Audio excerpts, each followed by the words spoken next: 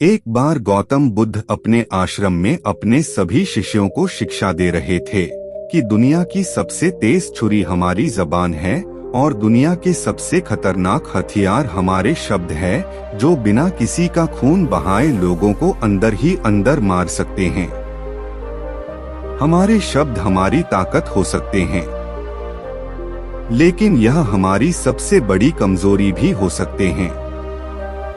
अगर हमें नहीं पता कि कब, कहां और क्या और कितना बोलना है, यदि हम सही समय पर सही इरादे के साथ सही शब्दों का प्रयोग करते हैं तो यह हमें एक सफल व्यक्ति बनाता है।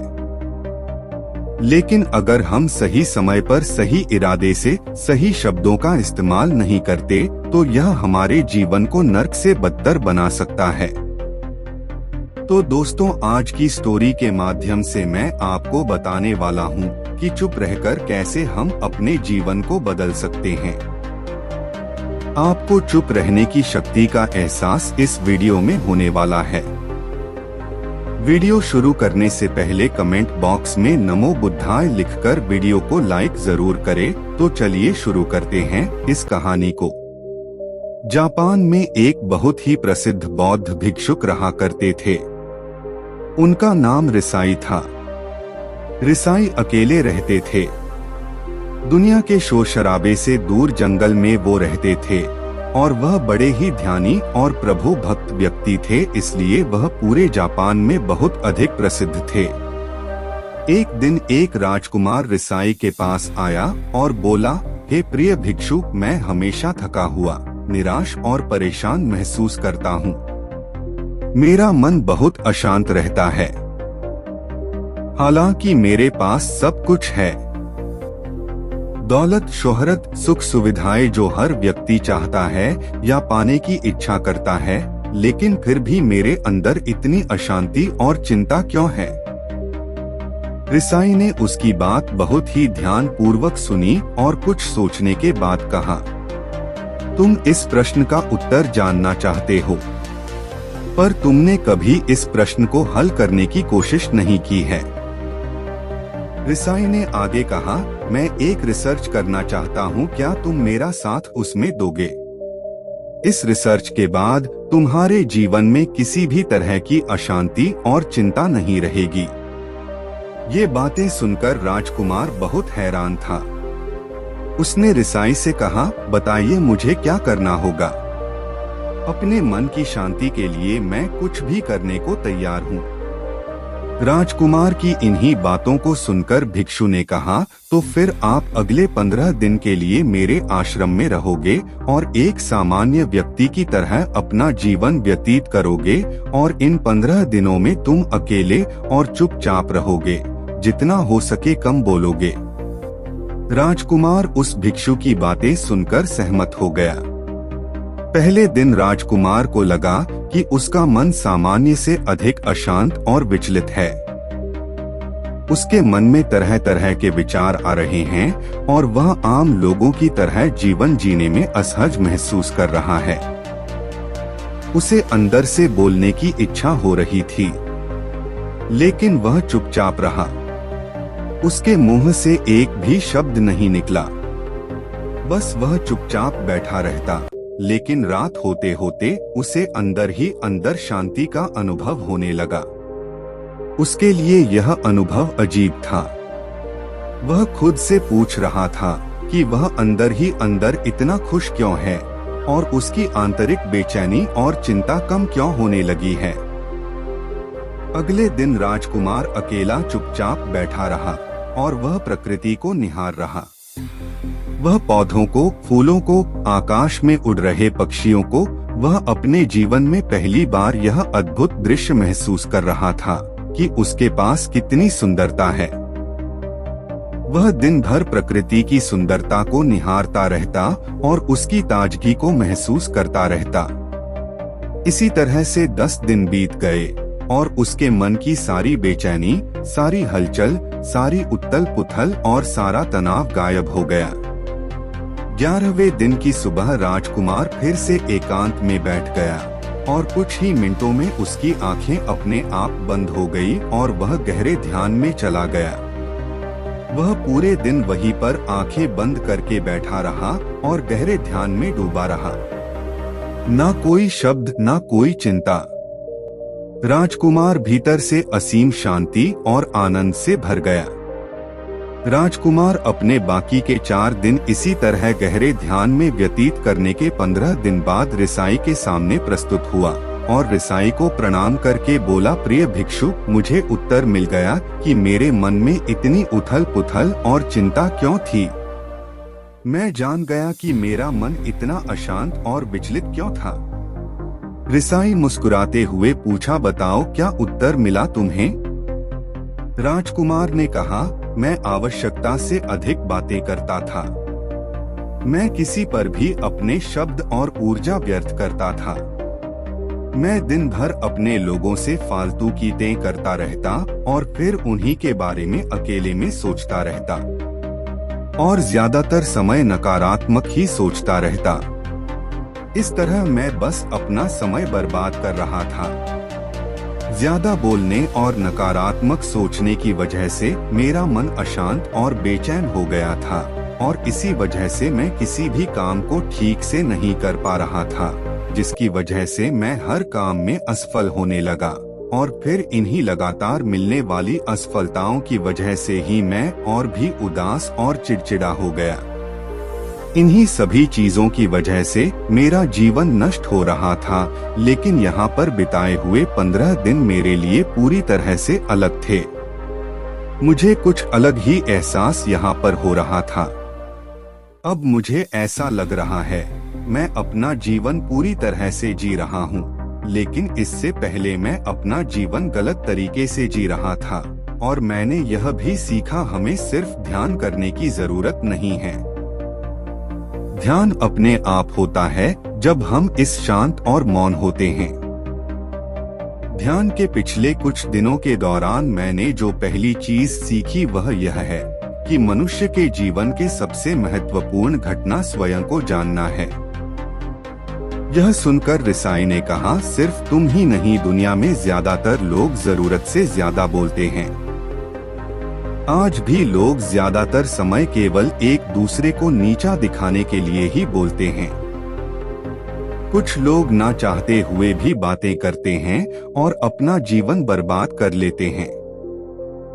रिसाई ने राजकुमार को चुप रहने का महत्व समझाते हुए कहा, एक बार गौतम बुद्ध से उनके शिष्यों ने पूछा, प्रिय बुद्ध, आप ज्यादातर समय चुप क्यों रहते हैं? बुद्ध ने कहा, क्योंकि चुप रहने से व्यक्ति अंदर से अनंत शांति की गहराइयों में होता हूँ। मौन अपने भीतर उतरने की पहली सीढ़ी है। मौन के बिना स्वयं को जानना असंभव है।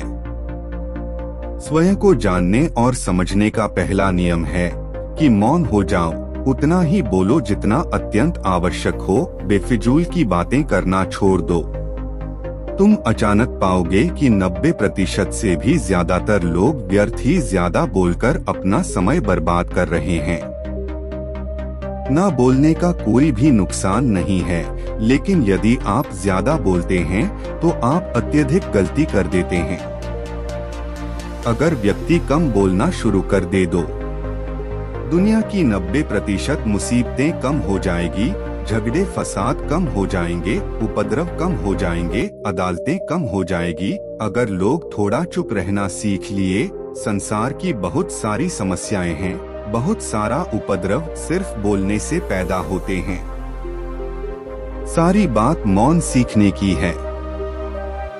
जब तुम नहीं बोलते तब तुम एकांत में अकेले हो गए, भरे बाजार में भीड़ में खड़े हो नहीं बोलते, हिमालय के शिखर में पहुंच गए। जिसने मौन की कला जान, वो भीड़ में भी अकेले होने की कला जान लेता है। वो अपने भीतर ही डुबकी लगाने लगता है। एकांत में तो आदमी स्वर्ग में है, दूसरे की उपस्थिति ही बेचैनी पैदा करती है। पहले तुम्हें चुप रहने की शक्ति को धारण करना होगा।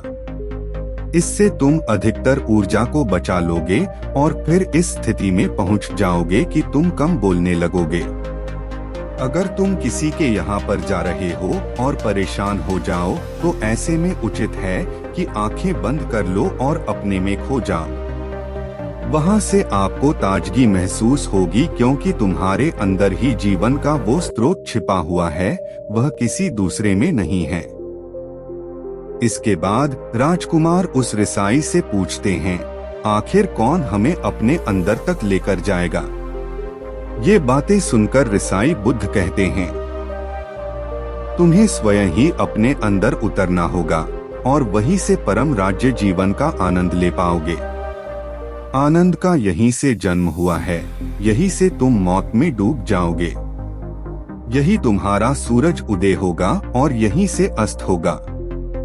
इसी प्रकार तुम बार बार डुबकी लगाओ। जब भी तुम डुबकी लगाकर लौटोगे, वहां से तुम पाओगे फिर ताजगी भरी जीवन की नई संपदा मिलेगी।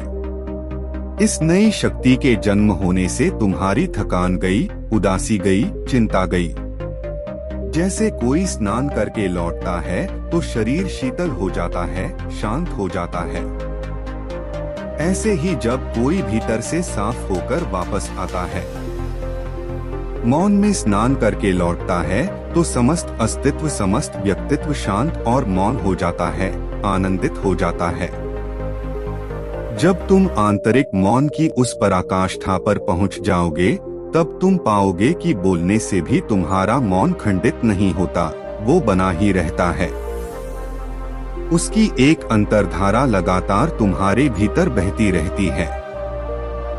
तुम बोलते तो हो, तुम शब्द का उपयोग भी करते हो, लेकिन वो तुम्हारे मौन को खंडित नहीं कर पाती। एक बार गहरे मौन में स्थिर हो जाओ, फिर तुम्हारी वाणी में भी मिठास आ जाएगी। तुम्हारा बोलना संगीत पूर्ण होगा, तुम्हारा बोलना सत्य होगा। तुम बोलोगे तो दूसरों पर भी शीतलता छा जाएगी।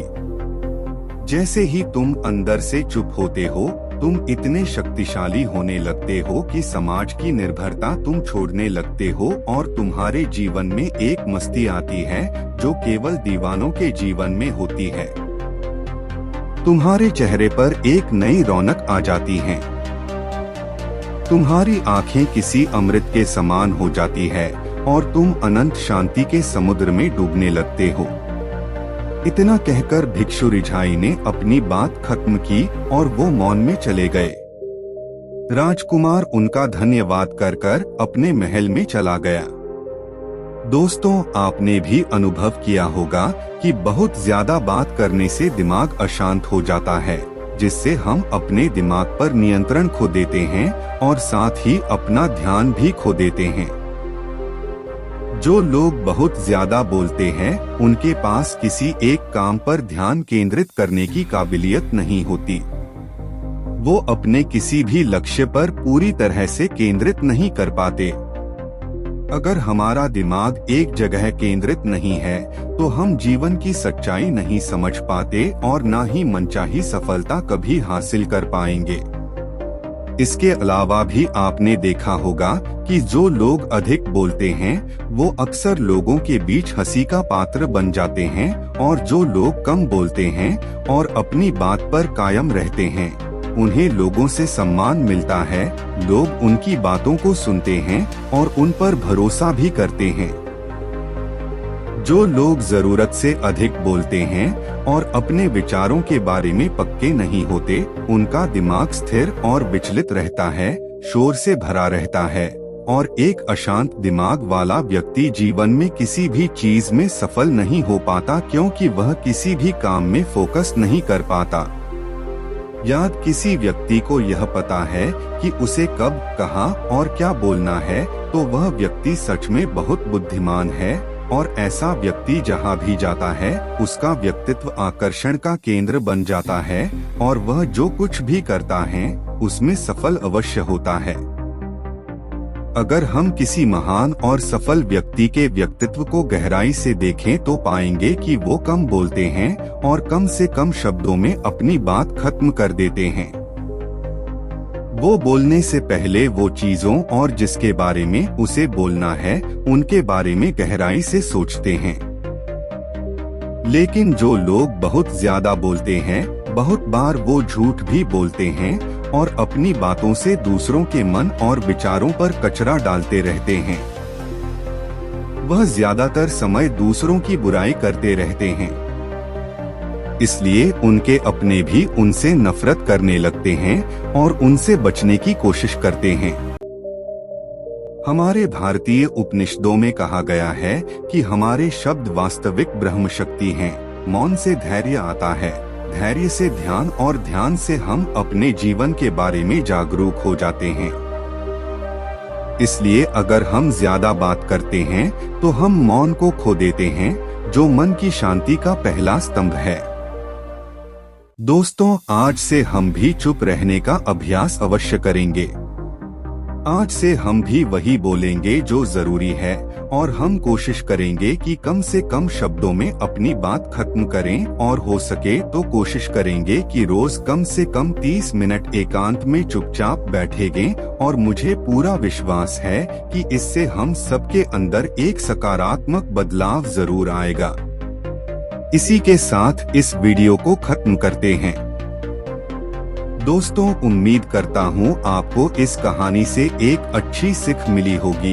यह कहानी आपको कैसी लगी हमें कमेंट बॉक्स में कमेंट करके जरूर बताएं और साथ ही इस कहानी को अपने दोस्तों के साथ जरूर शेयर करें ताकि उन्हें भी इस कहानी से कुछ सीखने को मिल सके।